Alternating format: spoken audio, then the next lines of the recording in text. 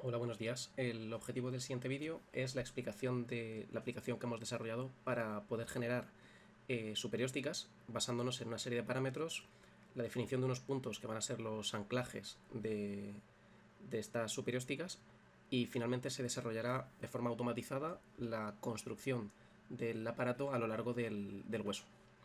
Para ello se han desarrollado en el margen derecho una serie de herramientas que van a ir permitiendo en un orden lógico construir mediante una serie de pasos todos estos puntos de los que hablo. Para ello, en primer lugar, lo que hay que hacer es la definición del plano de mordida, que se va a desarrollar colocando estas dos esferas azules mediante unas coordenadas en X y Z en los dos globos oculares. Y a partir de ahí tendremos un eje que nos permitirá, mediante ese eje y un ángulo de rotación, construir un plano que posteriormente se verá. Para el funcionamiento de la aplicación es muy sencillo, simplemente consiste en ir moviendo estos sliders que nos van a ir permitiendo desplazar estas esferas, ¿vale? Entonces, mediante el desplazamiento de estas esferas, vamos a ir colocando cada uno de los puntos. Voy a ir como paso a paso haciéndolo. Cada vez que se realiza una iteración hay que darle un par de segundos a la aplicación para que se calcule la programación. Aún así es un proceso bastante ágil. Es ir colocando más o menos en el centro del globo ocular y a la altura que nos interese eh, esa esfera. Lo mismo con la del otro ojo. Cuando consideramos que está ya bien colocada, pues pasamos a colocar el siguiente. Más o menos por esta zona se colocará. Vamos a subirlo un poquito. A la misma altura podríamos colocar las variables mediante el slider, mediante esta barra que desplazamos de forma manual con el ratón, o añadiendo el valor. Si queremos que esté exactamente a la misma altura y hemos decidido que es 0,64, podríamos simplemente marcar 0,64 y así no fallamos. ¿Vale? Ok, más o menos cuando voy a desplazar un poquito más a la derecha esa esfera. Vale. Una vez hemos decidido un primer paso, el proceso de esta aplicación consiste en ir validando cada una de esas acciones previas. Entonces vamos a ir marcando mediante un botón el salto al siguiente paso.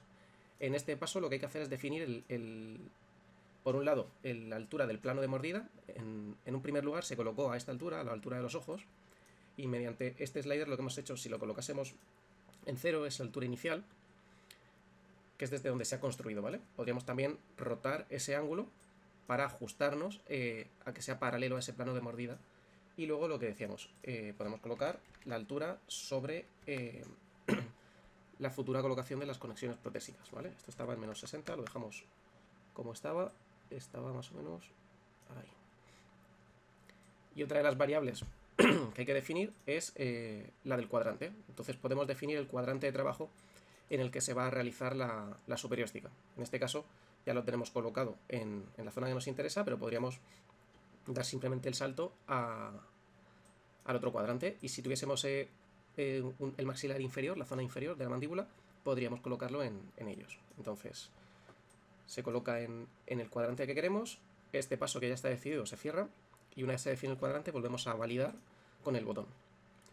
En el siguiente paso lo que hay que hacer es definir una a una la posición de las conexiones protésicas, y finalmente esa esfera nos va a permitir definir el punto de anclaje de los tornillos que se colocarán en el paladar. Entonces, por ir en orden, vamos a ir colocando mediante coordenadas X e Y, y luego tenemos un pequeño ajuste en Z. Esto se va a realizar así en todas las conexiones protésicas para que estén siempre en el mismo plano de mordida que ya se definió previamente, y únicamente nos dediquemos a reubicar donde nos interesen esas conexiones.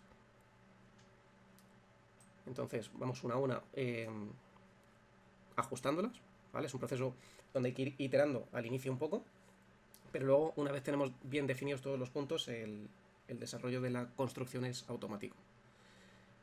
Entonces vamos a colocar más o menos los puntos donde nos vaya a ir interesando. Esta sería la conexión 1, por ejemplo. Vamos a colocar otra, que pueden ir más o menos aquí y aquí. Pues por aquí aproximadamente.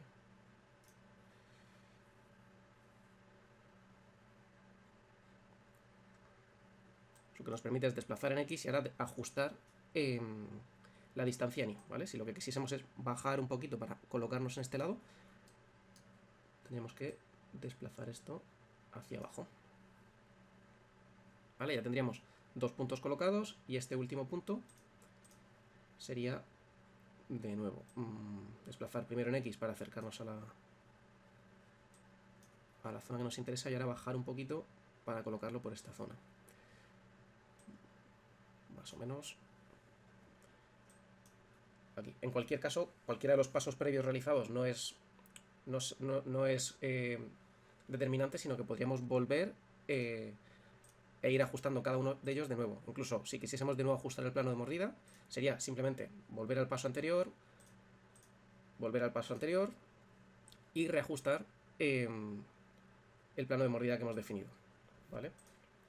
Entonces, volvemos al punto en el que estábamos definiendo las conexiones protésicas y lo último que nos queda es definir el tornillo, o sea, la zona de la colocación de los tornillos del paladar, que se ve ahí la esfera. También tenemos aquí en ajustes de visualización la opción de manipular esos tonos. Entonces, si vemos que incluso de apagar, podríamos apagar la malla y trabajar únicamente con los puntos. De todas formas, por tenerla de referencia, sería más sencillo en este caso darle mayor transparencia al cráneo y así no nos... Este es el color del cuadrante, disculpad. Este es el color del cuadrante y el que me interesa es el color del hueso. Podríamos darle mayor transparencia al color del hueso, así es más sencillo realizar el ajuste del tornillo del paladar. Entonces venimos aquí a la colocación del tornillo del paladar, definimos en X y Z su posición. Z está en 0 porque por defecto se va a pegar siempre al plano de mordida que hemos definido. Entonces en este caso simplemente sería elevarlo respecto del plano de mordida que hemos definido. Entonces una vez tenemos definido la posición del tornillo del paladar aquí, sería elevarlo un poquito, más o menos así.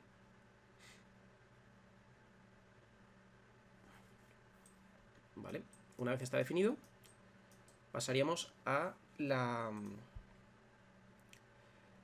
elección y el ajuste de las conexiones protésicas. Entonces, validamos esa ubicación y el siguiente paso, voy a volver a recuperar la opacidad del hueso, por verlo un poquito mejor. Ok. Entonces, vale, esto no nos interesa aquí tenerlo, vamos a quitarlo. Y aquí.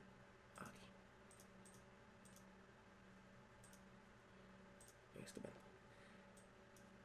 El siguiente paso era definir los tipos de conexiones protésicas.